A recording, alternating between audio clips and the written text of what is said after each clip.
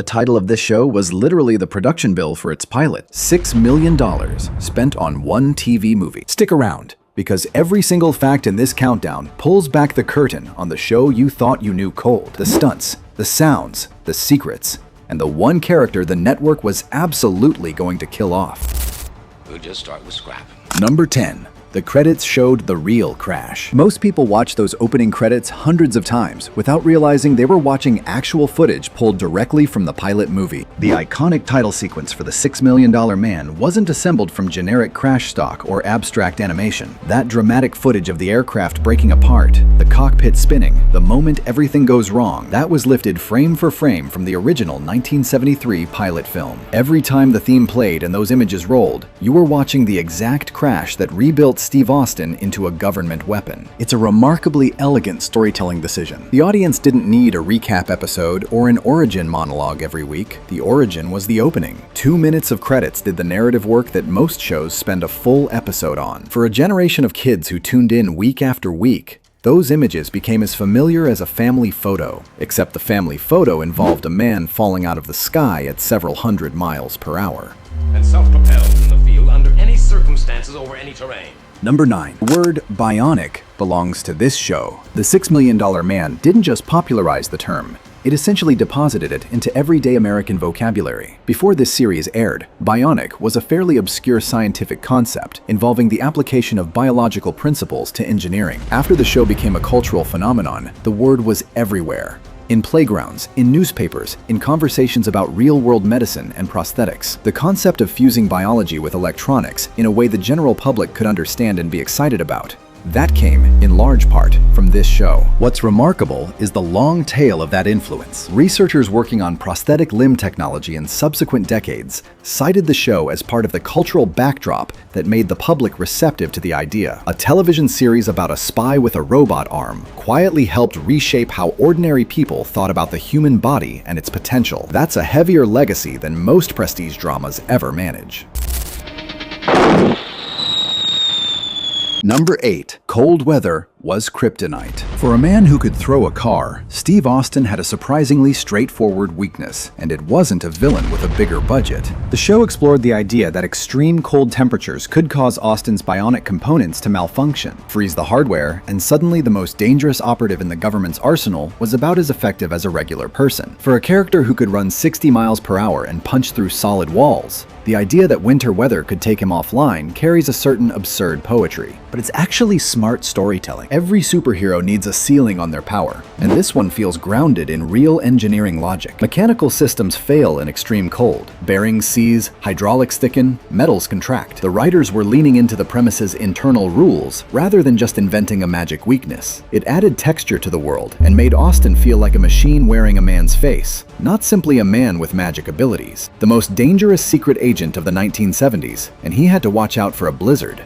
There is something deeply relatable about that. It's a manual that goes with it and has 840 pages. Number 7. The show ran out of human villains. At some point in the writer's room, someone looked around the table and said, what if the villain was Bigfoot, and also a robot, and also from outer space? And everyone said yes. Steve Austin's most outlandish adversary across the series wasn't a foreign spy or a rogue scientist. It was Bigfoot, a towering, powerful figure revealed to be a robot constructed by extraterrestrials. This wasn't a one-episode stunt. Bigfoot appeared in multiple high-stakes encounters across several episodes, returning as a recurring presence in the show's mythology. The creature was played by Andre the Giant in one memorable appearance, which elevated the sheer physical spectacle considerably. It's easy to dismiss this as the writers going off the rails, but it's actually a perfect snapshot of 1970s television ambition. The show was already asking audiences to accept bionic implants, a $6 million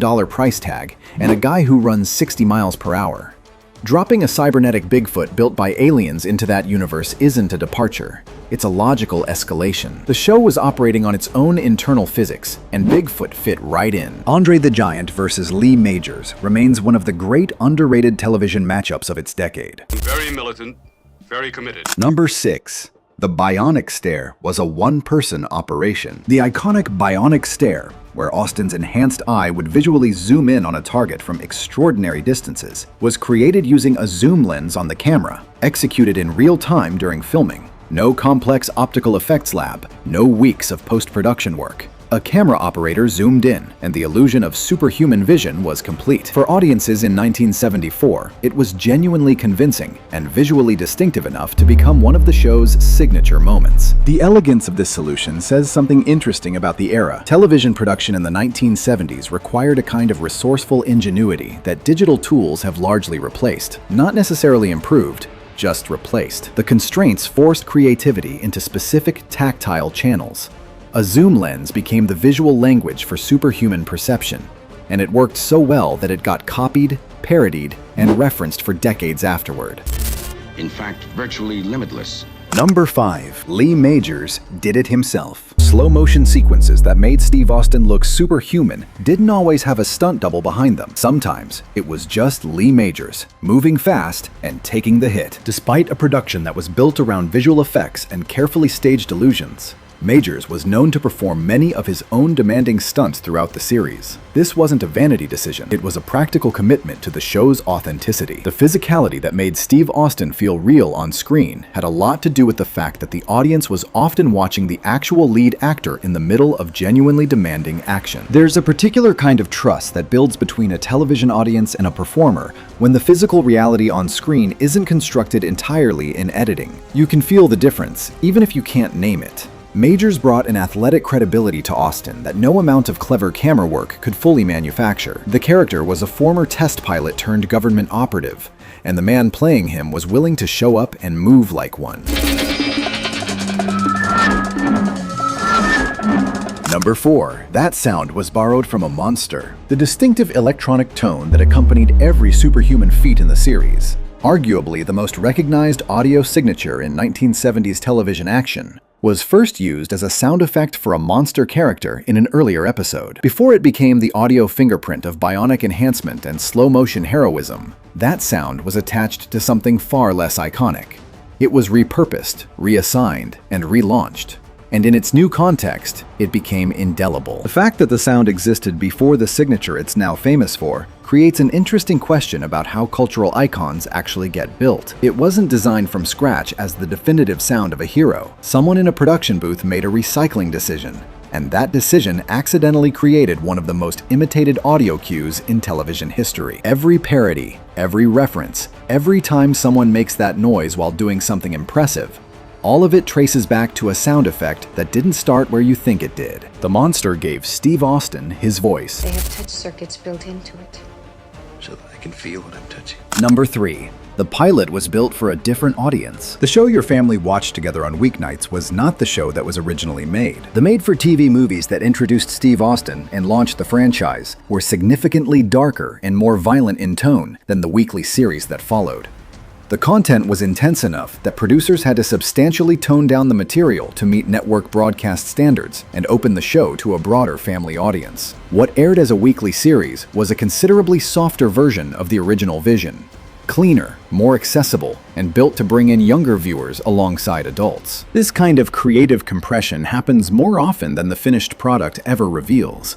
But the gap here was meaningful. The version of Steve Austin that existed in those early pilot films was a grittier figure, operating in a harder world. The translation to weekly television smoothed the edges and brightened the palette. The result was a show that became one of the most beloved in its era. But it's worth knowing that the foundation it was built on was considerably darker than the house that ended up standing on top of it. The family-friendly version broke through.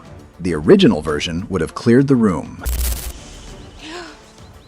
Number 2. The network was going to let her die. When Lindsay Wagner first appeared as Jamie Summers in a 2-part guest arc on The $6 Million Man, the plan was for her character to die at the conclusion of those episodes. That was the story as written. What happened next was something television producers at the time had rarely encountered on that scale. An absolute avalanche of fan mail and public protest demanding the character be brought back. The volume and intensity of that response was described as unprecedented, and it compelled the producers to reverse course entirely. Jamie Summers was revived, and out of that reversal came The Bionic Woman, one of the most successful spin-offs in television history. Lindsay Wagner would go on to win an Emmy for the role.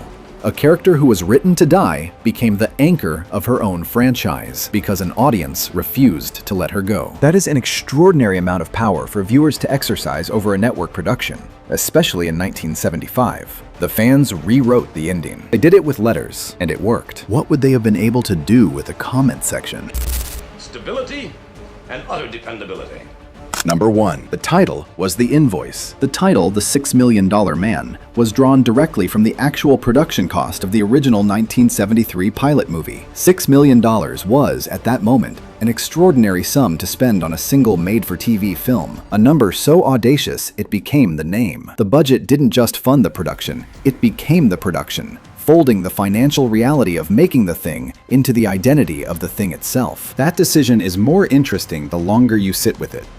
The title functions on multiple levels simultaneously. It describes what Steve Austin cost to rebuild. It signals the show's own ambition and scale.